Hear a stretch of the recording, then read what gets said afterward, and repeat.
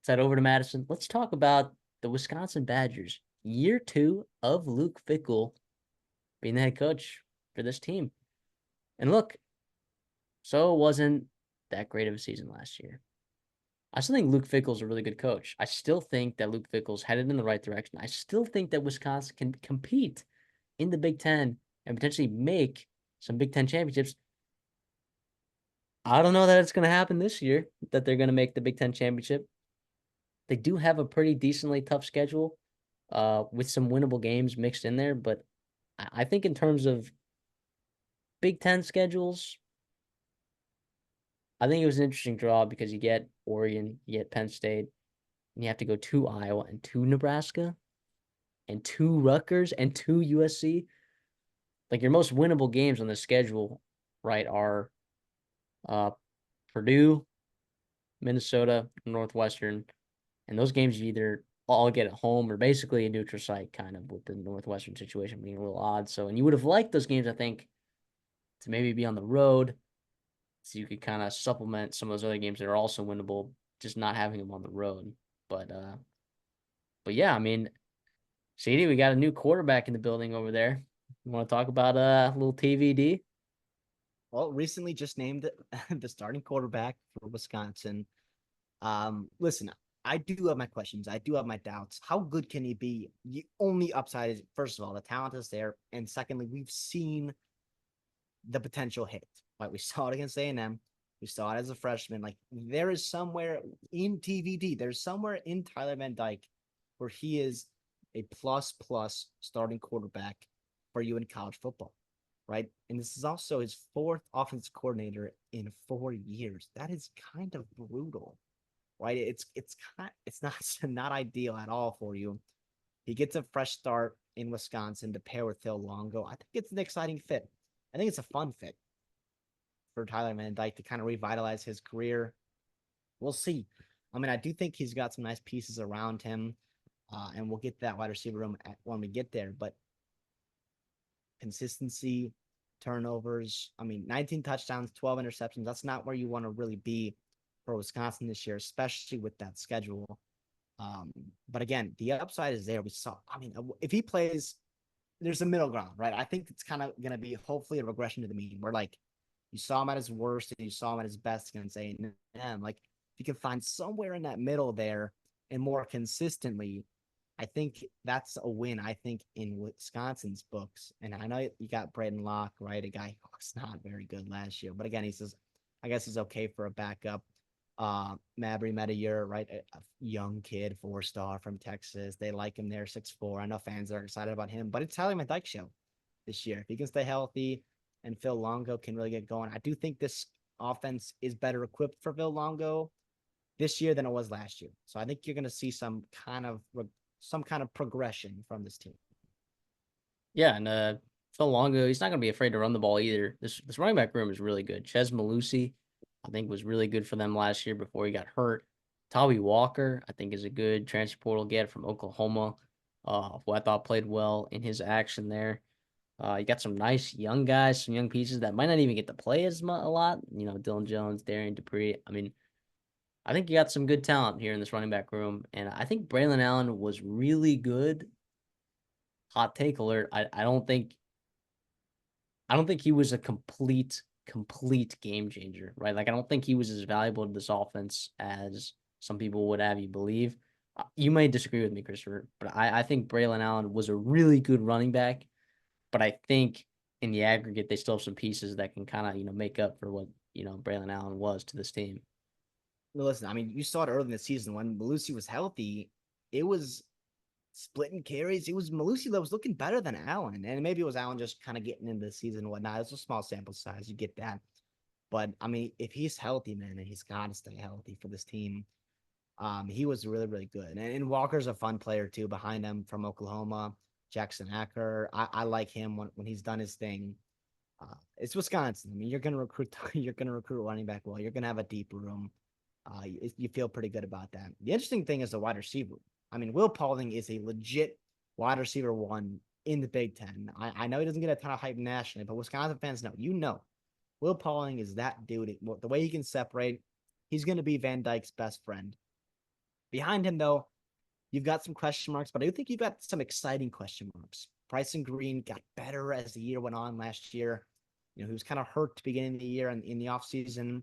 You feel good about him being a complementary piece to Will Pauling, maybe a big vertical deep threat. He made some nice plays in that bowl game. Travis Kukahana, right? I mean, Wisconsin fans, that's your guys' guy right there, and he's an exciting player. It's a freshman last year in the bowl game. He made a couple really nice catch, or made a really nice catch, and I think he's ready to contribute this year. Now, is it going to be every game, every down? Not necessarily, but I do think he can give you some flash pieces. Quincy Burrows, um, he's kind of been hurt. I think the staff likes him, but he's probably a 2025 guy. This is where Joseph Griffin and Tyrell Henry, can Griffin stay healthy? Is Henry, he wasn't great at Michigan State, but again, he's a body for you in that room. CJ Williams, I know people were high on him a year ago, but again, I don't quite expect him to be a focal point in that offense. And Vinny Anthony's a nice deep threat. But to me, it's about Pauling and Green and how much can Kukahana can he give you? Because that's the guy that could really open up this offense, be a beautiful, talented, explosive pairing to Will Pauling. Yeah, I agree. Will Pauling is a very good football player.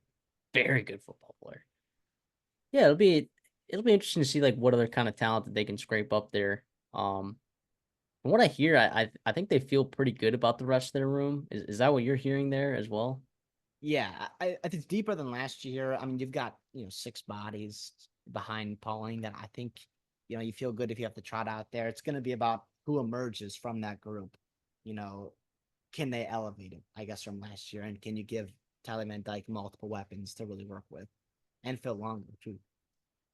Well, so this tight end room, do you see anyone in this tight end room making a big impact in the pass catching game as well? I mean, maybe Ashcraft, but listen, there's no, Ferguson, right? It's not like your elite Wisconsin tight ends have passed. I do think, you kind of struggled a couple recruiting classes in a row. But listen, the future is kind of bright in this room. Ashcraft's a young kid, right? Grant Seck and Rob Booker, I like those guys a lot.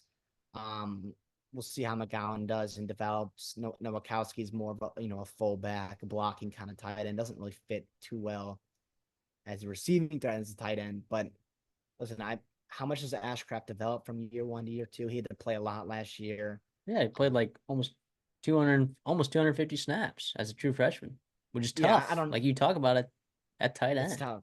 Yeah, so he didn't look great, but again, like it's gonna happen as a tight end in the Big Ten as a true freshman. So we'll see. But I don't expect this group to have to be elite for this offense to look good.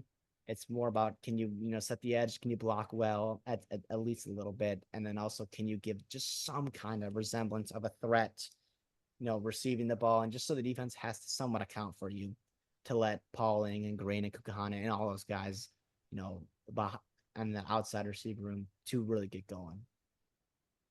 This offensive line could be pretty good though. Yeah, Jake Renfro, man, he's back. I mean, he's healthy. He's back. I know that staff is so excited for him. I think he's a legit All Big Ten center. I mean, when he came in for that bowl game, I know it was LSU, and I know they were bad, but they had some talent on that defensive line, and he looked good. That offense looked good. The 2 tackles are pretty damn good. Jack Nelson, Melman, you Yeah, feel really good about 900 that. snaps, Yeah, and they graded out well. they're talented too. And they were also adjusting to a different offense, and they got better as the year went on. Um, Joe Bruner and Joe Huber, right? Those guys, again, Bruner's a high upside guy, 4-star kid. Joe Huber, a guy, coming up from Cincinnati, familiarity with that staff. Kevin Haywood, man, I don't know how much he's gonna play. I hope he doesn't, because I hope Nelson and Malman stay healthy for you guys, Wisconsin. But he's a fun kid, isn't he? You guys like him there. Um, Barrett Nelson, Emerson Mandel, it's just some young guys as well. We'll see how it holds together, behind those starting fives. There's talent behind them, but I don't know if they're quite ready to run, you know, this early in their careers. Excuse me, but those first five, it feels good. You feel good about Wisconsin getting back to a good offensive line. Yeah, my college fantasy football. I might be buying some Ches Malusi stock because I do like this offensive line. I know, like when we did our fantasy draft, my Big Ten running back was Jordan James, but I think I might regret not taking Ches Malusi as a little wild card. I mean, I know Tawi Walker could eat into those carries as well, but um, I don't know, man. I don't know. I think that offensive line could be pretty good. The defense. Um, they brought in a lot of transfers on the defense side of the ball, particularly in that linebacker room. I mean, what you lost? Who's that nose tackle that they lost the year before last year? Who was really good? I'm forgetting his name, but you lost two guys, Nate Herbig and someone else at nose tackle, and it hurt you in some ways on the defensive line, but I thought your defensive line last year at least was pretty solid. And I think, adding a guy like Elijah Hills and Brandon Lane, I think Wisconsin, Keanu like Benton. Keanu Benton. Keanu Benton. Thank you. God, Oh, I can't even forget about that. Keanu Benton was really freaking good for you. But I think this defensive line can be fine. I don't think you're gonna have those elite pass rushers, and I think you still were able to find ways to get to the quarterback last year. But I think I don't know necessarily that your defensive line is going to be a huge problem. I mean, what are your thoughts on this defensive line right here? Interiorly, I do worry about it, especially stopping the run in the Big Ten. On the edge, I kind of like the group. I mean, Daryl Peterson, kind of come stepping down and playing the edge. John Pius from William and Mary, they kind of like him already. Aaron Witt's a guy that's been there. Leon Lowry from Syracuse. The early signs are pretty good, even though I wasn't super high on him coming over from Syracuse, but it sounds like they like him in their system.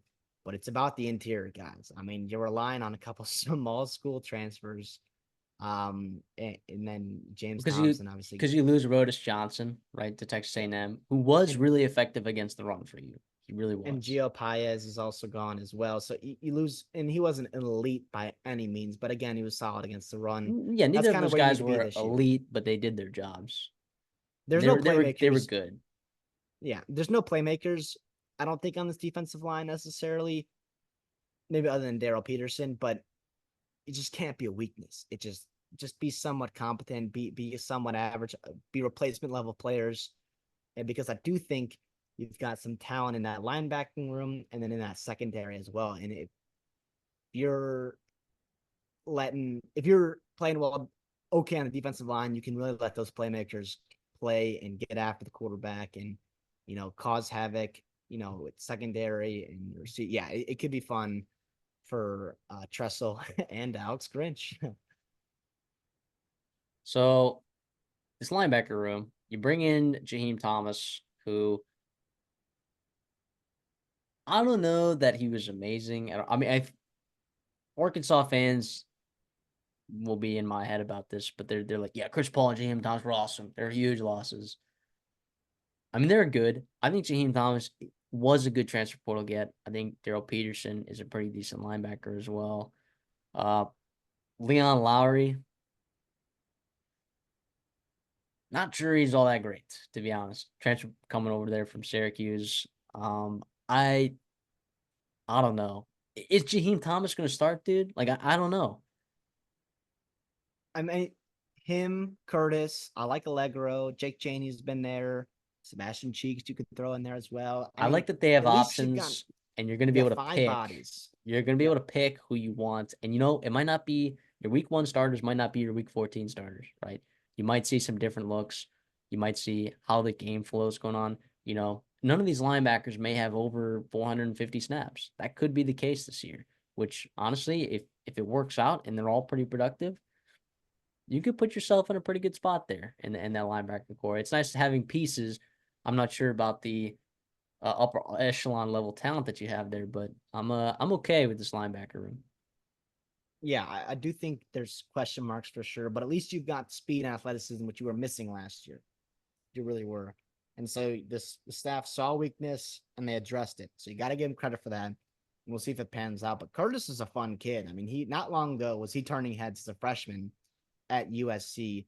They go out and get him, pair him with with Thomas, so at least has some good experience. So that floor is there from his time in the SEC. And he was at Cincinnati, I believe, before that. So he was a kid very familiar with Tressel and with um, Luke Fickell. So at least, again, we talk about guys that are reuniting with coaching staffs. That's a great thing that they recruit him twice and they choose him twice.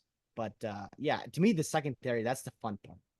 This is where you've got your playmakers. This is where you've got your all Big Ten, potentially all American type players, Ricardo Hallman and Hunter Wohler. That's where you have to start because Hallman gets all the attention because he had all those interceptions last year, but Hunter Wohler is the best player on this team. Make no Correct. mistake about that. He is a star.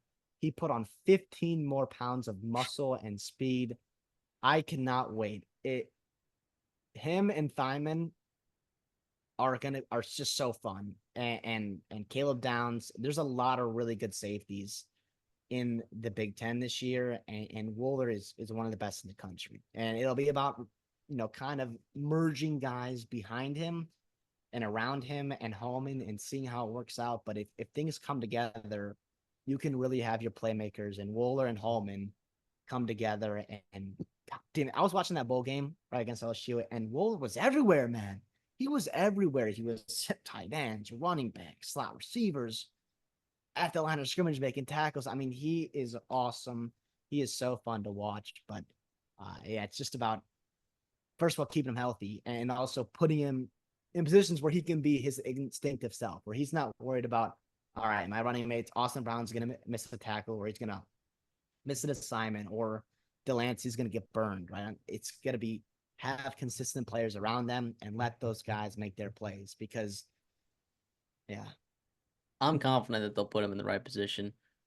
My concern is, like you said, those other pieces. Like, is RJ Delancey? Is he for sure going to start? Like, I don't know who's going to start. I mean, Fakorian played a lot, sure, at that cornerback 2 spot last year as well. Like, um, I guess it's between him and Delancey. Is that really what we're going down to? Yeah, and I'll throw Lucas in there. I mean, he's got good potential, right? He's a 4-4 kid. I don't quite know if he's there yet, but here's my question though: did Toledo really have 2 elite cornerbacks last year? I mean, we all know about the other kid, I don't but know. I mean, Quinion Mitchell the was something else. I'm not how good sure. was Delancey? And so I guess we'll see how it works out in the Big Ten. But Jonas DeLuca's Duclona's also there. He got some run as a freshman. So Yeah. I mean, I'll say, like, in the MAC, right? And Quinion Mitchell, I think, was different because you saw his talent play out in those All-American games. There Senior were Bowl. yeah, the Senior Bowl. I mean, you saw how just unbelievably different it was. There was no receiver in the MAC last year that had over 800 yards, right? And Delancey was covering wide receiver twos, right? So I'm a little bit hesitant.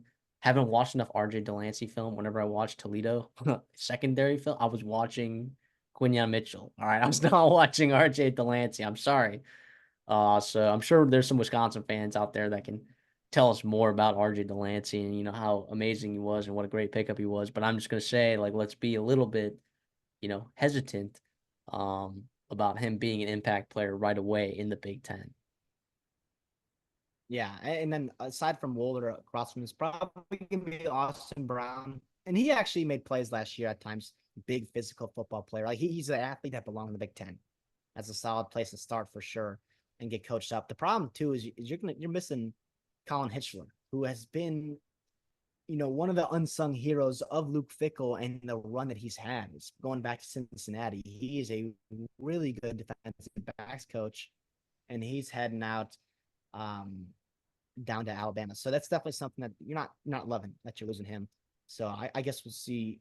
To me, I just hope those guys stay healthy. It's Holloman and Wohler because you can kind of merge pieces around them, hopefully. And does Delancey, Declona, or Queen, Lucas, do those guys step up and be able to contribute meaningful snaps for them? So I guess we'll see.